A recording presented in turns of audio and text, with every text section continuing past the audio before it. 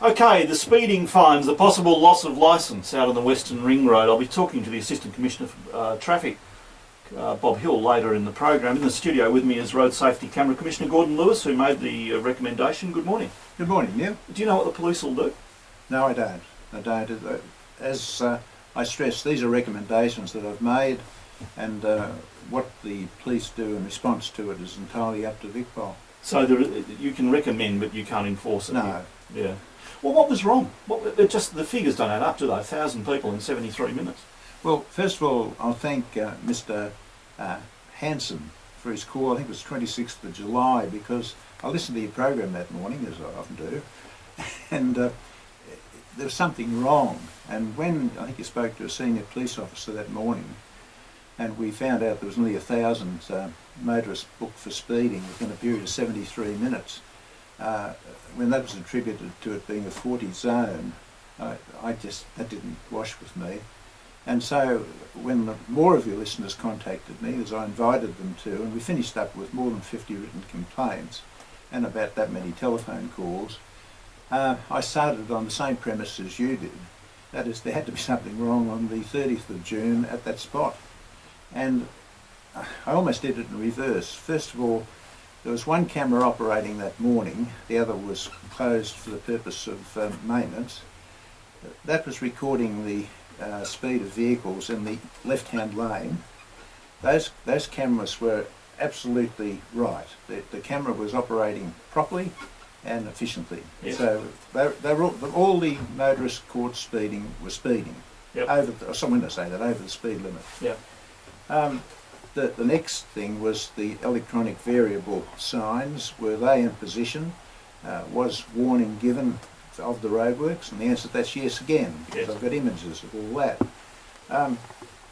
The next question is, were the infringement notices properly issued? And yes, properly in the sense of proper protocol was followed, but there's still something horribly wrong, because of 987 speeding motorists, 27% of those would have lost their licence, will lose their licences on, I think, the 14th of August. Next week, yeah. Yeah, next week.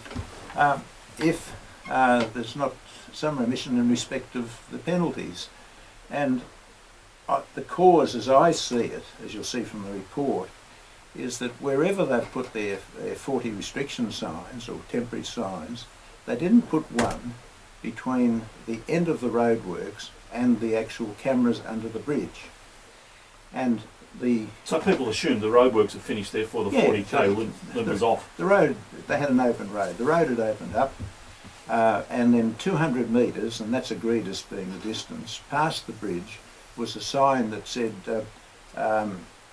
roadworks, the end of roadworks, 100 kilometres per hour. Now, that's in pretty dense traffic after they've been single filing, and I've driven out there, and I think you're pretty good if you saw that 200 metres away. So it's about fairness, isn't it? It's about justice, I dare say, and fairness, because there's no doubt there are two approaches to this. One is you can say, I think I've heard a police officer on your program say this, all right, the rules of the road are that you maintain the speed restriction until such time as you're told otherwise. These drivers didn't do that. The cameras were operating properly.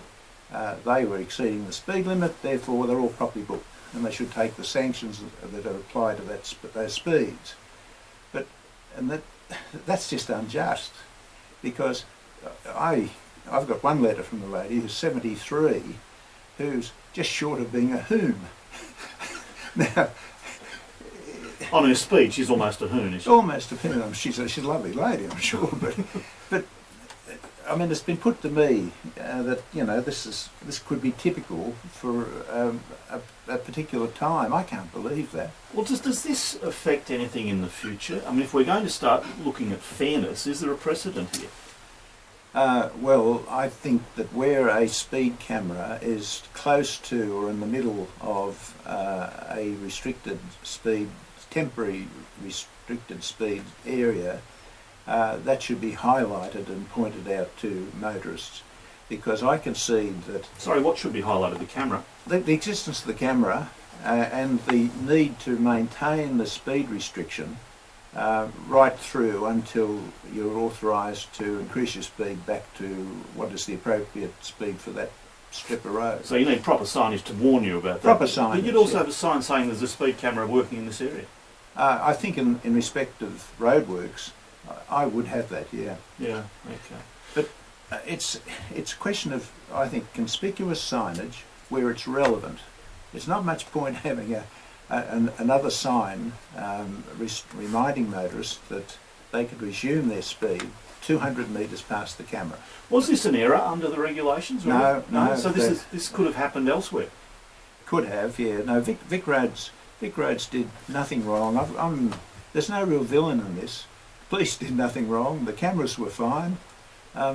It's just a combination of the existence of a road safety camera under a bridge, close to roadworks, where I think there's been inadequate signage. So common sense wins, from your point of view. I think justice should win. Yeah. Well, there mightn't be a villain yet, but if they decide to fight, and I make that point though, could this might have happened elsewhere in similar circumstances? If the identical circumstances, could those people have a case? Well, given the fact that there are 3AW listeners everywhere, I'm sure that if it had, you would have been advised, and I would have heard. Have you had a reaction as big as this since you've been here? Other than the Wellington Road Bridge? The Wellington Road Bridge, the myth is gone. Yes, I agree. No, not really. There's a real fervour too about the correspondence that I've received. I can assure those people that have written to me and said, look, there were no 40 kilometre signs. That's not true. There were. I can tell them there were roadworks. Yes, that's true. There were roadworks there, but it's a question of where the last of the temporary restriction signs was in respect of the end of the roadworks. That's the key, I think, that caused this schmozzle. Basically unfair. That's what I'm saying. Thank you very much for your time. It's a pleasure, Neil. Gordon Lewis, the Speed Camera Commissioner.